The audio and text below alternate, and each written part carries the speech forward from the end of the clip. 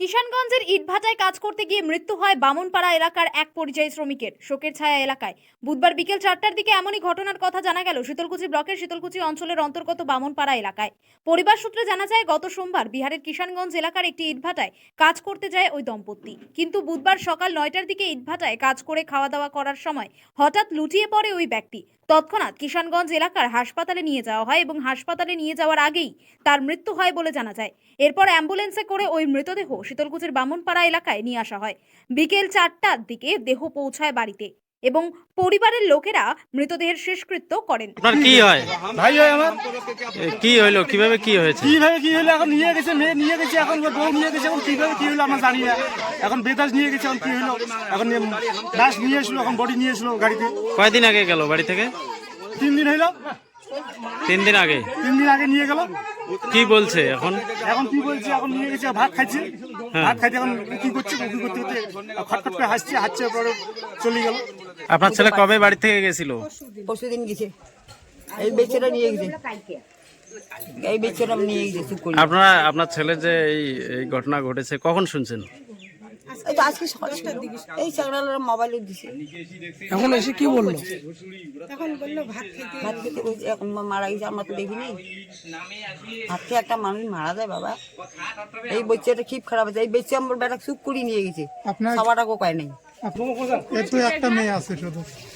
ওই যে মেয়ে কোনো এই ছেলেটা মধ্যের বিয়ের এই ছেলে কোনো এই খাওয়াটাও যায় না, কয় মা ঠাম্মা বাবা, তোর বাবা না চলে গেল, বেচারা ধরি গেল।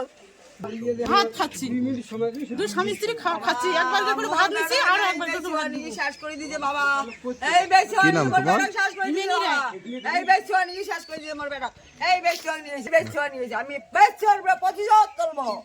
কি কাজ করতেন ওইখানে? ওইখানে পাকা ইট বাড়ি করি, দুই স্বামী স্ত্রী, ওর কিছু হয় নাই তো রাতের মধ্যে। আমরা দুই স্বামী স্ত্রী কাজে গেছি সকালবেলায়। মানে সুস্থ লোক ছিল, একদম সুস্থ লোক ছিল। ভাতের থালির পরে এইরকম করে পড়ে গেছে, এইভাবে পড়ে গেছে। ভাত খাওয়া অবস্থায় থালির মধ্যে উপর হয়ে পড়ে গেছে। উপর হয়ে এরকম করে পড়ে গেছে। আমি দেখি ও উল্টা গেছে, কিচ্ছু নেই। আমি কি করবো?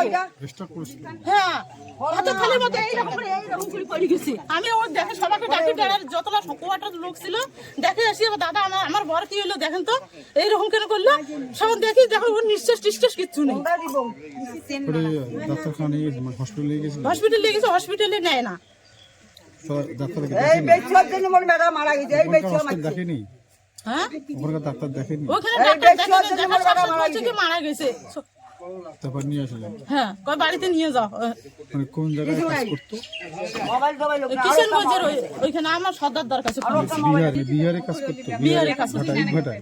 হ্যাঁ। কবে গেছিলেন ইটভাটায়? কালি। গতকাল গেছিলেন? গতকাল, হ্যাঁ।